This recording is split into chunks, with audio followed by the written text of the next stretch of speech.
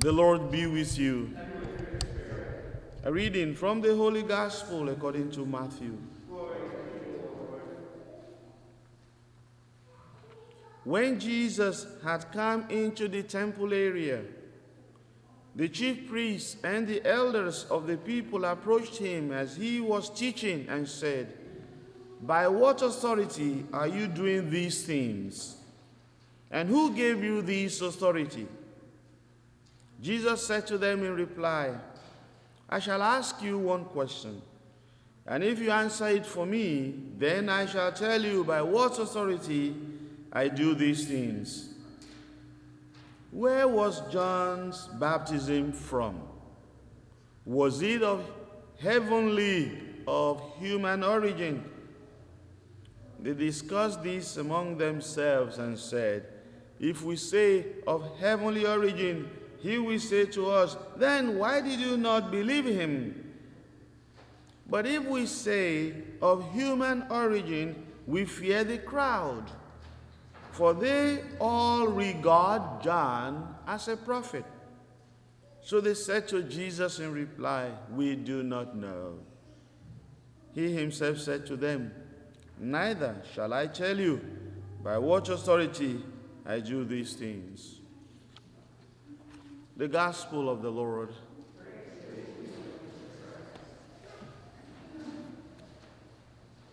Hypocrisy. Hypocrisy.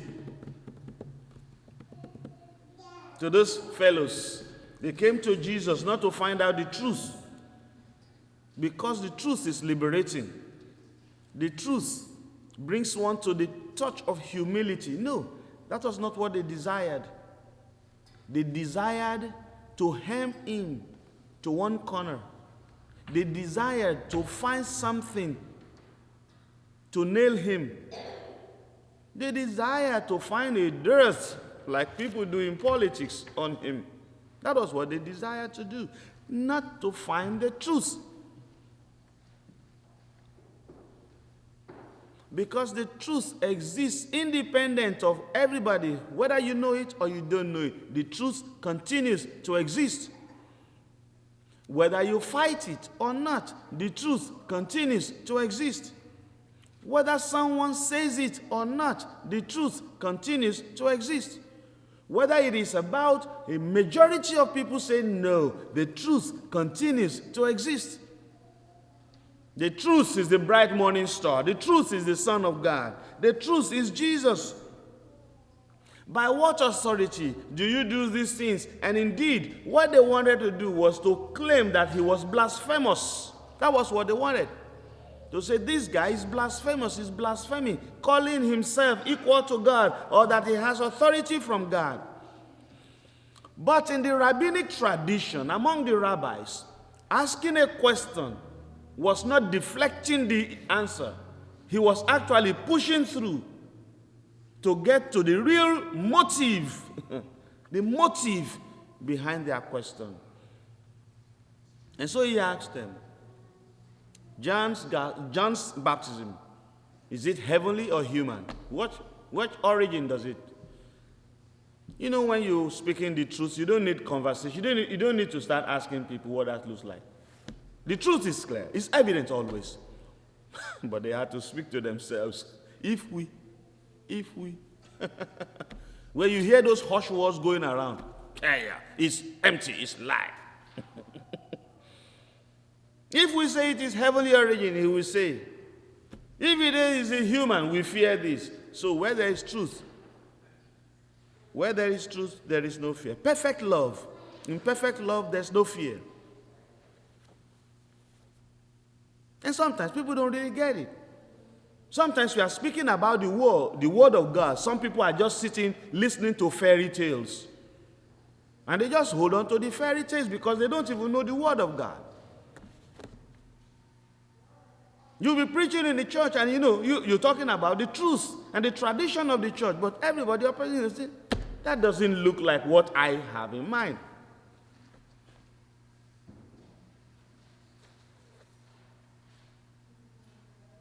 Jesus himself said, neither shall I tell you by what authority I do these things.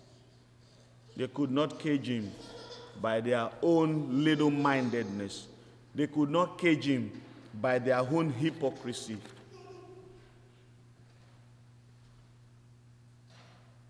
When one turns his face unreservedly to the one who dies on the cross, like John of the cross, the truth will be evident, because the truth will confound and empty oneself, empty one of his own, even of his own self-denials.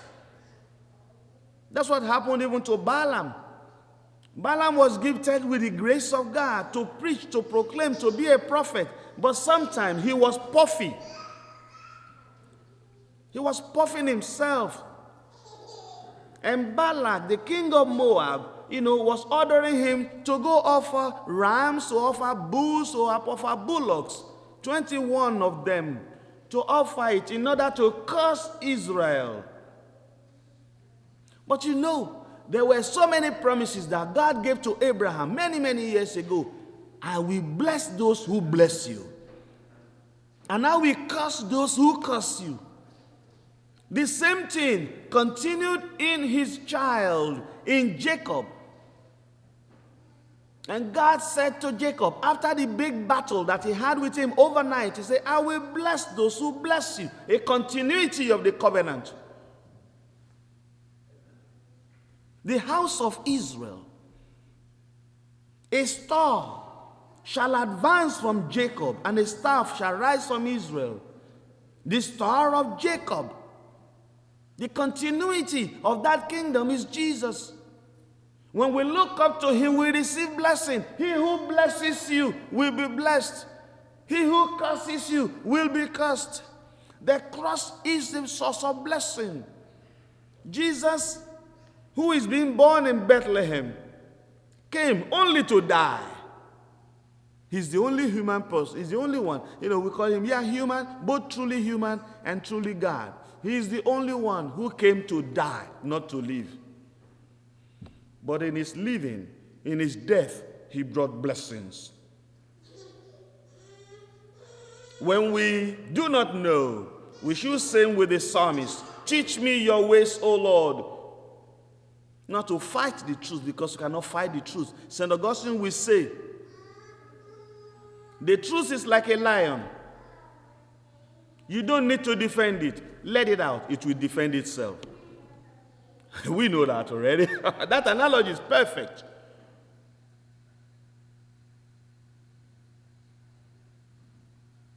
God continues to unleash his blessings today.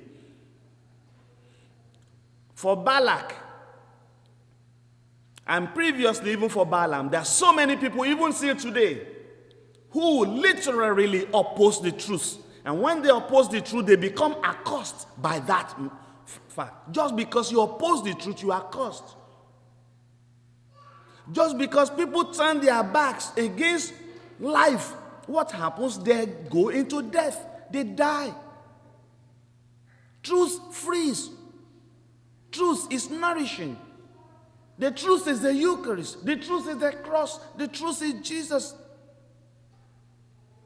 So, when you see around in our world, just look around and you see people deformed, literally, spiritually deformed. It is an opposition to the truth.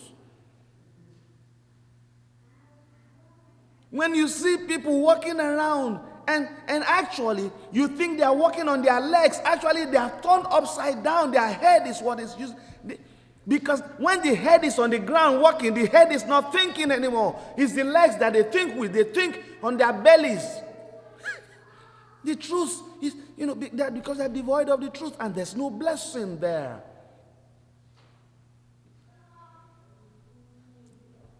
John of the Cross was an ally of Teresa of Lisieux. No, Teresa of Avila, Avila. They worked tirelessly to reform the Carmelites, because the Carmelites were so becoming social enterprise. And reformation is on the knees. Reformation is about mortification. Reformation is not about political languages or political talk or fighting within the church or division, empty, slavish, and false division within the church. No. Anybody who claims to be a reformer, like Padre Pio, like John of the Cross, kneels down to pray. Though some may be in the church and fighting tooth and nail. I don't like what this pope does. I don't like what that one does. This bishop is this priest is. Kneel down and pray. Because all help comes from the Lord who makes heaven and earth. Today, that same Carmelites who were like gradually getting into extinction at that time. We have about 4,000 religious Carmelites today. They are growing. They are growing.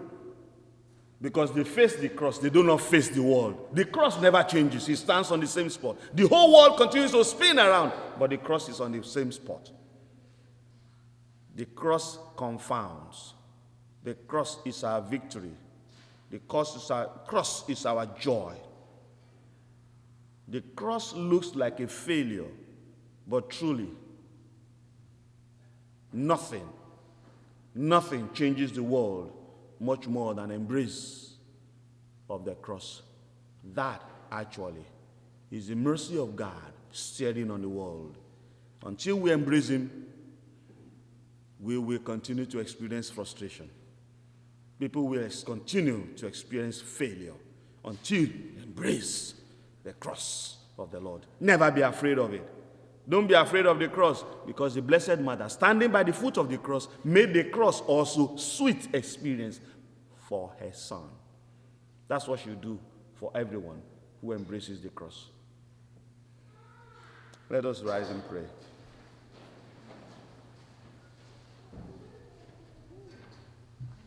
Dearly beloved brothers and sisters,